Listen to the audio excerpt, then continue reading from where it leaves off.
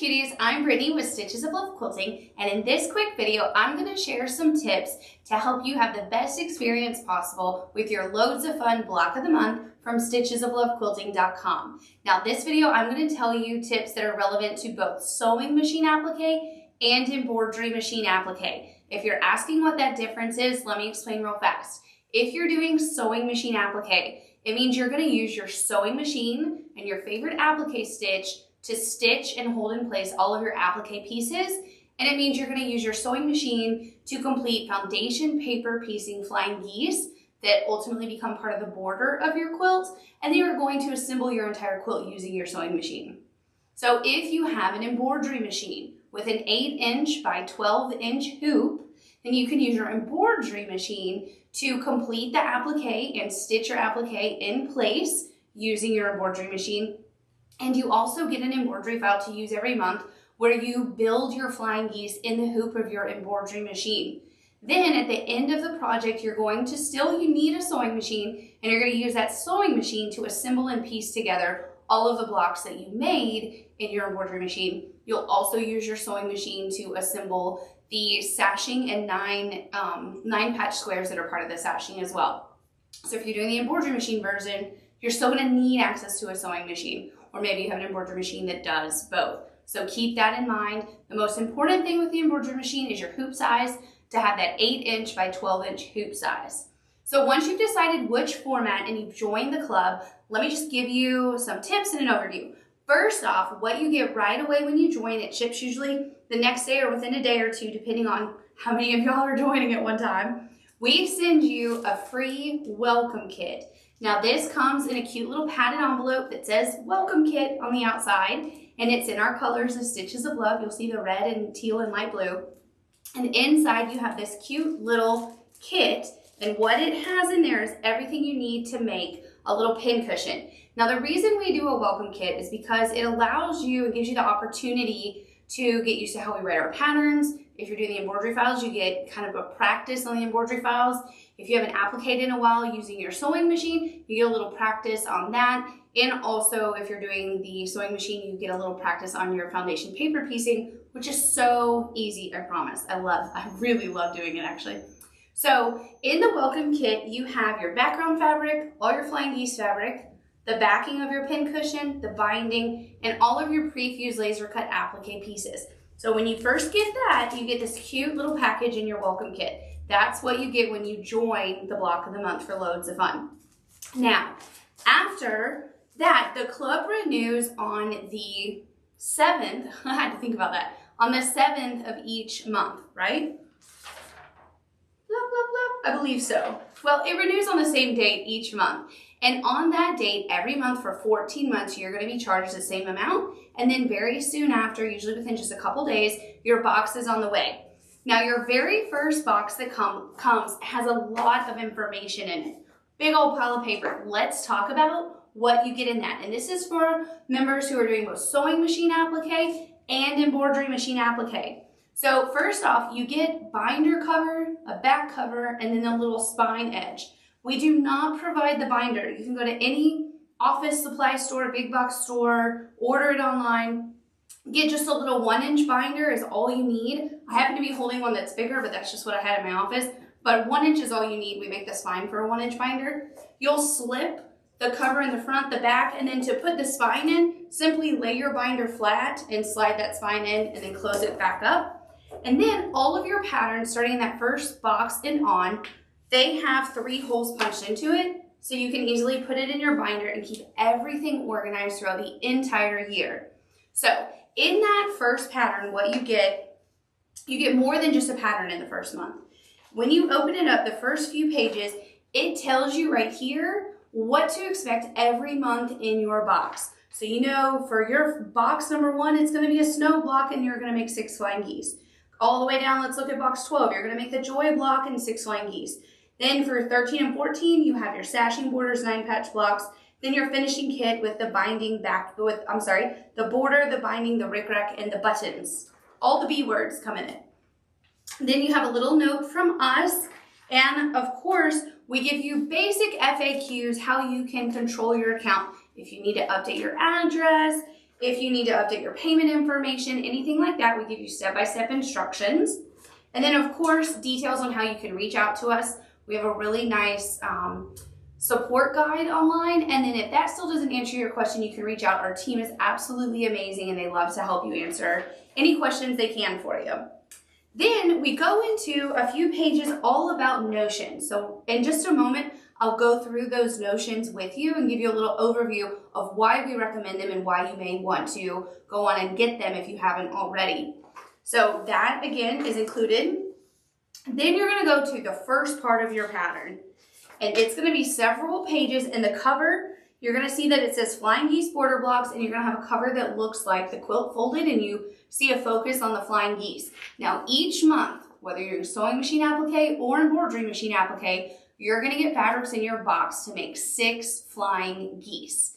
So for your embroidery machine, you're going to make 3 sets of 2 in your hoop all at one time. You'll see the embroidery file instructions. It's Breeze, and we'll have a video specific for that you can watch every single month. You'll make that for months 1 through 12. Then, if you are doing the sewing machine applique, you're going to still have just that one pattern in this box, included in your first box, and it's going to walk you step by step how to do foundation paper piecing. Now, if you're doing the sewing machine applique, what's going to also be in your box for months 1 through 12 is a piece of foundation paper piecing template. And again, all the instructions are included on what to do with that. So make sure every month that you're going to make, either way, you're making 6 flying geese units. And if you're doing a sewing machine applique, we do it the same way. You're going to make 3 sets of 2. And at the end, in your 13 and 14 boxes, we'll tell you how to assemble your entire quilt top. So every month, you'll make these, keep them in a safe place with your applique blocks. Speaking of the applique blocks, the next part of your pattern in your box 1 is your applique pattern. So this is your first applique pattern out of a series of 14 boxes. So months 1 through 12, you're gonna make a truck. Super cute. Your first box, she makes snow. So if you're doing your sewing machine applique version, it's gonna give you step-by-step instructions, including help with building applique units, what color of thread to put where, what order to stitch it in, etc., etc. All that's going to be included every single month in your pattern for that specific block. And then if you're doing embroidery machine applique, you'll have step-by-step instructions specific to the embroidery file that goes with that block. And you're also going to want to go onto your account at stitchesoflovequilting.com, log in, and then download your embroidery file every month that coincides with this block. For example, this file would be called the Loads of Fun Block 1 Snow Block. Very easy to tell what block goes to what, because the trucks say their name on them. So I do want to point out at the very beginning of your applique pattern that you're going to get each month, we're going to remind you every month to make your 6 flying geese. So don't worry, we'll tell you every month to go back. However, you're going to reference that same pattern every month. We're not going to send you the flying geese instructions every month because they never change. It's the exact same instructions every month. You do get different fabrics. You get the specific fabrics you need. You don't have to think about anything. All will be explained in the pattern and in the tutorial. So that is how you get set up. I just want to make sure that you know what to do with all that information you get in your first block, for your first box, and what to expect every month. You're going to get really nice detailed patterns, okay? So now let's talk about the notions that I recommend. Let me set this all aside. So if you're doing embroidery machine applique, I'll start with that. What I like to do right in front of my embroidery machine, I put a Steady Betty right in front of my machine, and that way I can take my hoop off, put it right on that. I have a nice ironing station right at my embroidery machine area, and I'm able to iron. In the hoop of my embroidery machine, I use Sulky Tear Easy Stabilizer. It is sturdy enough to hold everything you're working on in your hoop, but lightweight enough to easily tear away. You do want to tear your stabilizer away every month. And then for your embroidery machine, you are going to do the majority of your stitching with, oh my gosh, is that not so beautiful? There are 20 colors in this thread kit. It's so, so pretty. It is a 40 weight rayon sulky thread. These are your petite spools. It's more than enough to stitch everything you need to in your embroidery machine. So you put this in the needle of your, in the needle of your embroidery machine with, I love these needles, the Oregon needles. They're specific for an embroidery machine and they're size 75/11. They run this thread beautifully. at any speed setting I've tried on my machine. And then I just use a basic 90 weight white, I believe they call it cottonized bobbin. I honestly ordered it online. It's the cheapest place you can get it is Amazon, sorry. So go on and grab a box and you get like 100 or 200 in a box.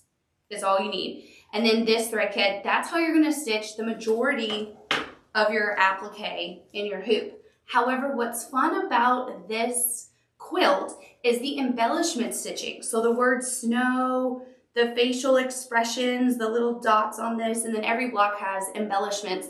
That is stitched with a sulky 12 weight filaine thread. Now that thread is used whether you're doing your sewing machine or your embroidery machine.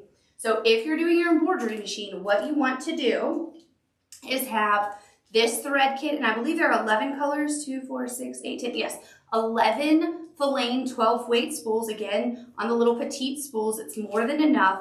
When you run this on your embroidery machine though, you're gonna wanna change your needle to a size 100/16 needle. And this is an organ needle, but it's universal. So you can use this on your embroidery machine or your sewing machine. And then again, I just run this with my plain 90 weight cottonized bobbin that's pre-wound. Nothing fancy, but I do slow my embroidery machine down just because it's that thicker thread. It's just happier for me, I feel, to slow your speed down, and it's very easy to do that on your machine. So those are the notions recommended, the main notions recommended for embroidery machine applique. Now, if you're using your sewing machine and you're going to stitch everything using your sewing machine, you're going to want a little bit different items. So we have what I call the perfect stack. So remember the Steady Betty I referenced. This is really helpful in pressing for sewing machine applique as well. But then I also recommend having a light pad. A light pad, you'll see me use it in every tutorial. It allows you to use your applique placement guide. And what really makes it awesome is when you pair that with this glass mat, the applique glass mat. Because you put this glass mat on top of your light pad, then you put your placement guide, then you put your fusing mat, and that is just the absolute easiest way to do applique, because you can iron your applique unit and your pieces together on top of this glass without having to move your placement guide aside to your Steady Betty or to an ironing station. And it allows you to iron without messing up your light pad. We've used these for years, and oh my gosh, I don't know how we survived before these glass mats. They're amazing. And then the fusing mat I referenced is this precision fusing mat. It comes rolled up in a little box, and you also get a Teflon fusing mat, a Teflon applique mat, excuse me, in the little package as well. So this is really handy to have. You get 2 in the box, and it's just delightful. It allows you to be able to iron your units together, and then your applique just peels right up from this, and then you can place it directly onto your fabric after you have your applique units absolutely perfect. And again, that'll all make sense in the tutorial because that's how we always do it. Now, when it comes to sewing your applique, the same thing we use for the embroidery machine, we use the Sulky Tear Easy Stabilizer.